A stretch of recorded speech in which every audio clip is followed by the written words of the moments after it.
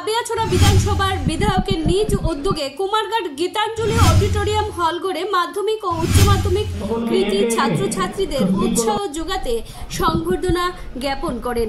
উপস্থিত ছিলেন পাবিয়াছড়া বিধানসভার বিধায়ক ভগবান চন্দ্র দাস, উপস্থিত ছিলেন ঊনকোটি জেলা পরিষদ সহকারী সভাপতি সন্তোষ ধর, সমাজসেবী কার্তিক দাস, অনিমেষ সিনহা, প্রাক্তন শিক্ষক রবীন্দ্র সিনহা, প্রাক্তন শিক্ষক বিকাশেন্দু দেব প্রমুখ। মঞ্চে অতিথিদের উত্তরীয় দিয়ে বরণ করে নেন মহিলা মোর্চার নেত্রীরা।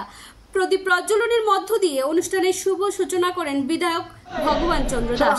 স্বাগত ভাষণ রাখেন প্রাক্তন শিক্ষক রবীন্দ্র সিনহা। অনুষ্ঠানের উদ্বোধক তথা বিধায়ক ভগবান চন্দ্র দাস বলেন, bureau report, news 365 day Tripura. কার জন্য আসছে পড়াশোনা, কার জন্য আসছে পরিশ্রম? মা বাবা পরিশ্রম করেছে, মা বাবা রাত জেগে পাশে বসে আছে পরীক্ষার আগের দিন রাতে। অনেকের মা বাবা মজুরি কেটে পরিশ্রম করে অর্থ উপার্জন করে সেই টিউশন মাস্টারের ফি দিয়েছে, স্কুলের গাড়ি ভাড়া দিয়েছে, টিফিনের পয়সা দিয়েছে, কঠোর পরিশ্রম করে দিয়েছে। যেভাবে সেই মনের মধ্যে রয়েছে যে আমার উচিত আমি বড় হয়ে ভালো পড়াশোনা করে আমার মা বাবাকে আমি দেখব, আমার মা বাবাকে আমি একটু সুখ দেব, শান্তি দেব। মা বাবা যেইভাবে সন্তানের উপর আশা করে বসে আছে, ভরসা করে বসে আছে শেষ সময়ের জন্য, সন্তানও ঠিক সেইভাবেই কিন্তু মনের মধ্যে আশা রেখেছে, প্রত্যাশা রেখেছে।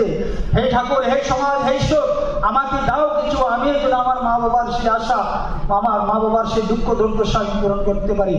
উভয়ের মধ্যেই কিন্তু সেই ভাবনা রয়েছে। কিন্তু আমাদের এর উপরে যেটা রয়েছে, এর বাইরে যা রয়েছে, একটা বড় সমাজ রয়েছে। ঠিক এইভাবে সমাজটা কিন্তু আশা করে বসে আছে। এই সমাজটা কিন্তু চেয়ে বসে আছে প্রত্যেকের চেহারার দিকে। এখানে যারা উপস্থিত সবার দিকে চেয়ে বসে আছে গোটা সমাজ। তারা কিছু দেবে, তাদের থেকে কিছু পাবো আগামী দিনে। কি কারণে বলে আজকের বিদ্যার্থী আগামী দিনের ভবিষ্যৎ? কেন আমরা বলি? এটা কি বলার জন্য বলা? এটা কি বলার জন্য বলা? এটা কি মুখরোচক কোনো শব্দ? একদম না, এটা বলার জন্য বলা নয়। এটা বাস্তব সত্য এবং এই প্রত্যাশা, এই আশা সকলে আজকের বিদ্যার্থী, আজকের ছাত্রছাত্রী, আগামী দিনে দেশের ভবিষ্যৎ। এই কারণেই বলে যাদের কাছ থেকে আগামী দিন এই সমাজ, এই রাষ্ট্র কিছু পাবে, এরা কিছু দেবে, আর সেই দেওয়ার মধ্য দিয়ে এই রাষ্ট্রটা একটা পরম বৈভবশালী রাষ্ট্র নির্মাণ হবে। এই সমাজ একটা সংগঠিত সমাজ গঠন হবে, এই আশা কিন্তু করে বসে আছে। আর সেই দেওয়ার মাধ্যমে সেটা হবে। যদি আমরা কেউ না দেই তাহলে কি হবে? আস্তে আস্তে সমস্ত দুর্বল হয়ে যাবে। সে খাবার পাবে না, সে প্রোটিন পাবে না, তার যতটুকু প্রোটিনের প্রয়োজন সেই প্রোটিন তার কাছে থাকবে না, যতটুকু তার শক্তি থাকার কথা সেই শক্তি থাকবে না, যতটুকু সাহস থাকার কথা সেই সাহস থাকবে না। তো স্বাভাবিক কারণে কমজোর হবে, দুর্বল হবে। আর সমাজ যখন দুর্বল হবে, ভাববে না যে আমি সমাজের মধ্যে সবল ব্যক্তি আছি, আমি বিধায়ক আছি, আমি প্রচন্ড সবল ব্যক্তি আছি। ভুল হবে, এটা মূর্খামি হবে। সমাজ যদি দুর্বল হয়ে যায়, আমি যাই হই না কেন আমি কিন্তু মহা দুর্বল।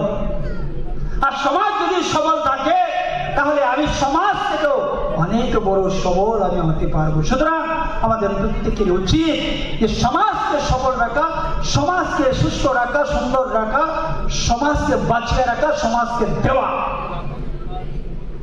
সমাজকে আমাদেরকে দিতে হবে। সমাজ আশা করে বসে আছে। আমার প্রসঙ্গ এটা ছিল না, আজকের আলোচনার বিষয় আমার এটা ছিল না। পরিবেশের কারণে আমার এই প্রসঙ্গ আজকে আমি এখানে এনেছি।